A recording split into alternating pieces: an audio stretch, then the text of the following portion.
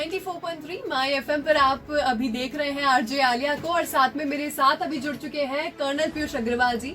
वैसे तो रोज आप हैपनिंग सी बातें करती हूँ आपसे, लेकिन आज एक मुलाकात बहुत खास है क्योंकि आज है कारगिल दिवस और इस दिन के ऊपर हमने कहानियां को सुना है और काफी मूवीज देखी है, इस सिचुएशन के बारे में सिर्फ और सिर्फ पढ़ा है, लेकिन आज उसका आंखों देखा हाल हमें जानने को मिलेगा पीयूष अग्रवाल जी के साथ, जो कि वहाँ पे कर्नल रह चुके हैं। सर बताइए आपके बारे में। थैंक यू आरजे आलिया, जय हिंद कोटा। और आज 26 जुलाई के दिन हम सब बैठकर कारगिल विजय दिवस के बारे में जानकारी और नॉलेज ले रहे हैं। कारगिल विजय दिवस सन 1999 का जो बैटल भारत और पाकिस्तान के बीच में युद्ध हुआ था, उसका कल्मिनेशन आज के दिन हुआ था 26 जुलाई, और इसीलिए हम कारगिल विजय दिवस मनाते हैं। आज हम 21 साल उस जीत को हासिल करके, उस विजय पताका फहराने के बाद 21 साल के बाद आज उसको हम 21वां कारगिल विजय दिवस मना रहे हैं। और इस दिन हमारे देश के वीर सैनिकों ने जो कारगिल की ऊंचाइयों पर, पहाड़ियों पर 160 किलोमीटर लंबी एक जगह जगह आकर मोर्चे बना लिए थे और हमने उनको वहां से खदेड़ा था। तो आज हम उसके बारे में बातचीत करने वाले हैं। तो सर, ये जो 3 मई से शुरुआत हुई थी और 26 जुलाई तक कारगिल जो लड़ाई चली थी सर, तो उस टाइम पे कितना माहौल गर्म था सर, क्योंकि हम लोग यहाँ पर सुकून से थे लेकिन वहाँ पर कुछ और ही चल रहा था। बिल्कुल, पूरे देश नहीं, दुनिया भर में माहौल तो गर्म था ही। 2 न्यूक्लियर पावर्स युद्ध लड़ रहे थे।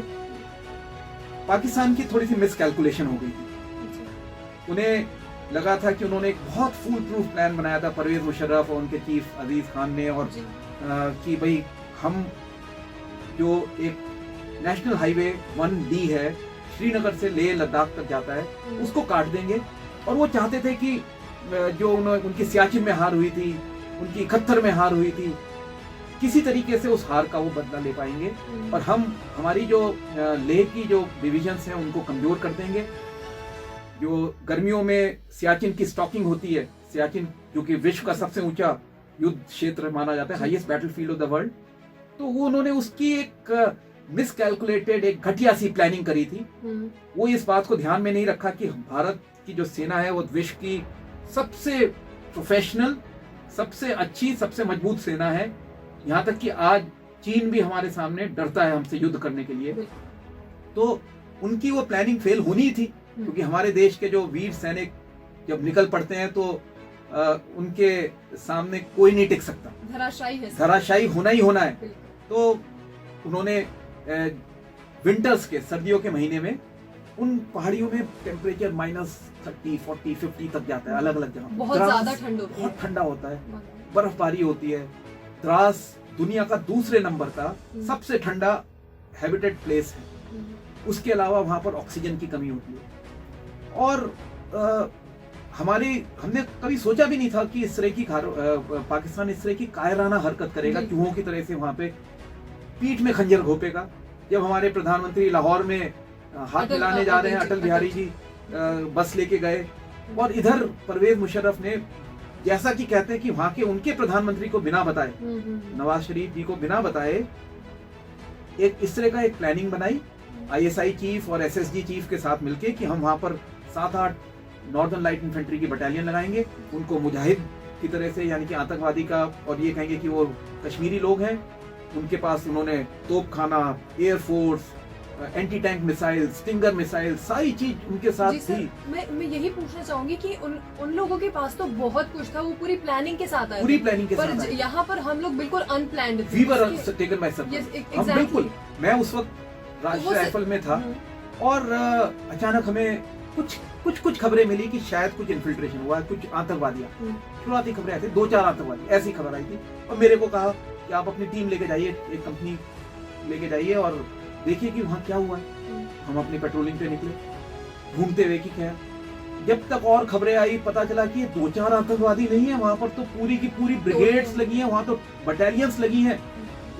वो ये एक छोटा सा ऑपरेशन नहीं होने वाला, ये एक लंबा युद्ध चलेगा, जिसमें कि इंडियन आर्मी, इंडियन एयरफोर्स और इंडियन नेवी तीनों ने हिस्सा लिया। नेवी ने ऑपरेशनल तलवार कराची का ब्लॉकेट किया, सफेद सागर इंडियन एयरफोर्स ने किया, जिसमें कि अभी जो पिछले चीफ थे, वही वहां पे एरिया कमांडर थे उस वक्त, ग्रुप कैप्टन BS धनोआ, जो बाद में चीफ ऑफ एयर स्टाफ बने। उन्होंने बहुत अच्छे तरीके से, और यहाँ तक कि हमारे कोटा के जो हवाई जहाज के एक फाइटर पायलट थे अजय आहूजा जी, स्क्वाड्रन लीडर अजय आहूजा, उनका एयरक्राफ्ट पाकिस्तान ने शूट डाउन कर दिया था। और वो जब वो अपने हवाई जहाज से बेल आउट हुए, बेल आउट का मतलब है पैराशूट से नीचे आ रहे थे, तो उनको जब वो नीचे आ रहे थे तो उनको गोलियों से हवा में ही उनको मार गिराया।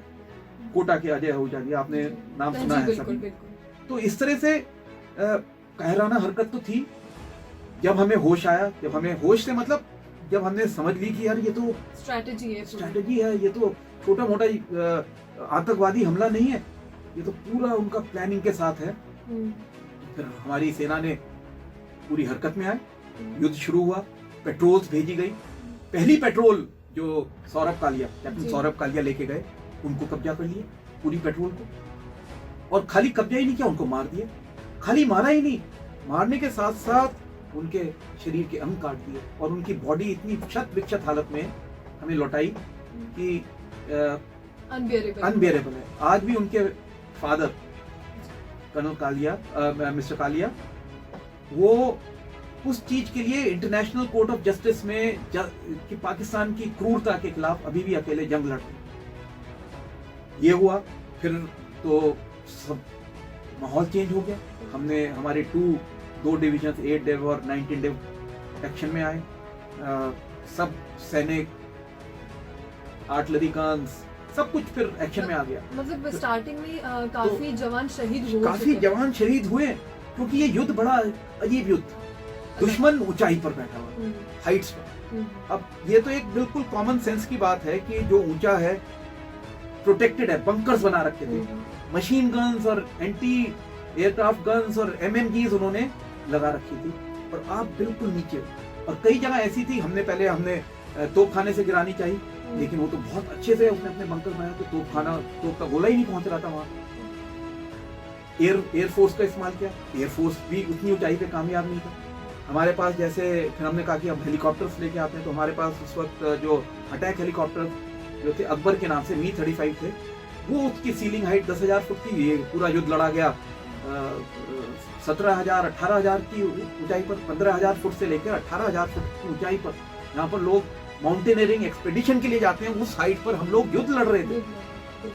मतलब ये एक अजीब ही थी कि ऑक्सीजन की कमी, रसद की कमी, एमिनिशन तो की कोई कमी इतनी ज्यादा नहीं थी। लेकिन सर एक चीज जरूर है कि सब चीजों की कमी होने के बाद भी एक जोश और उसकी कोई कमी नहीं थी, वो तो सरप्लस था। वो तो उस वक्त ये था, विक्रम बत्रा जो दिल मांगे मोर, उन हालत में उन्होंने कहा कि एक विक्ट्री, एक जीत फतेह हासिल की, उसके बाद कहते नहीं मेरा दिल नहीं भरा, दिल मांगे मोर। एक टैगलाइन बड़ी फेमस हुई थी 1999 में, दिल मांगे मोर, और ये बाद में ये पेप्सी और इस तरह के एड में भी चली थी। दिल मांगे मोर मतलब कि वो एक कठिन युद्ध जीत कर वापस आए। एक हमारी सिखलाई पढ़ाई के हिसाब से ऐसा होता है कि युद्ध की, कि जब एक युद्ध जीत के आते हैं तो उनको तुरंत दूसरे युद्ध में नहीं भेजा जाता, दूसरी लड़ाई के लिए नहीं भेजा जाता कि आप रेस्ट करो, अभी आप एक युद्ध जीत के आए तुरंत। उन्होंने कहा कि नहीं, ये दिल मांगे मोर, मेरे को तो तुरंत दूसरे युद्ध में भेजो। और वो गए और वहां पे अपने एक साथी की जान बचाते हुए देश उनको वो हुआ और वो शहीद हुए। तो इस तरह से हमारे कितने वहां पे कुल मिलाकर 527 वीरों की हमने शहीद हुए, शहादत दी, बहुत खून दिया हमारे देश ने। लेकिन अगर दुश्मन की बात करें तो वहां पर भी काफी लोगों को हमने मार गिराया। और हमारे ऑफिशियल फिगर्स ही कहते हैं कि पाकिस्तान के करीब 1,000 से ज्यादा मारे गए। लेकिन it is not about number game. आप ये देखिए कि वो जो जिन लोगों ने वहां पे शहादत हासिल करी है या शहीद करी, वो कुल 20 से 25 साल की एज, एवरेज एज के थे, यंग ऑफिसर्स थे, जवान थे, जो एक best of the best, finest traditions of Indian army के हिसाब से ट्रेनिंग लेकर सिलेक्शन होकर, सबसे पहले तो सिलेक्शन, और सिलेक्शन में मैं करवाता हूँ, इतना हजारों लाखों बच्चा बैठता है, उसमें से छांट के कुछ सिलेक्ट होते हैं, मेडिकली फिट होते हैं, ट्रेनिंग करते हैं national defence academy NDA Kharagpur में 3 साल की, आईएमए में, नेवल एकेडमी में, एयरफोर्स एकेडमी में, उसके बाद यूनिट में जाते हैं, फिर ट्रेनिंग करते हैं। अपने फाइटर पायलट है तो हवाई जहाज की ट्रेनिंग करेगा, टैंक की ट्रेनिंग करेगा, हर एक अपने अपने इक्विपमेंट की हर ट्रेनिंग एक करते फील्ड हैं। में बहुत ज्यादा जोश की जोश। जरूरत होती है और वो ट्रेन अगर चला जाए तो दुख होता है, बहुत बहुत दुख होता है, क्योंकि लाइफ इज नॉट रिप्लेसेबल। आपका टैंक उड़ गया, आप नया टैंक बना लोगे, लेकिन आप दूसरा विक्रम बत्रा नहीं बना सकते, जिंदगी दूसरा वापस नहीं ला सकते, बिल्कुल नहीं ला सकते। तो खैर वो लोग गए, लेकिन आज भी हम सब के साथ हैं, और आज हम क्योंकि उनकी सबसे अच्छी को बात याद है। करते हैं, सैल्यूट करते हैं उनकी वीरताओं को, और ये दिवस मनाते हैं, और ये दिवस मनाते हैं। और खास तौर पे आज के युवाओं के लिए बहुत जरूरी है जानना ये शौर्य गाथा है उनके बारे बहुत में, जरूरी। कि हम जो इतने भारतवर्ष में, इंडिया में, भारत में रहते हैं, और हम बहुत कुछ अपना करते हैं।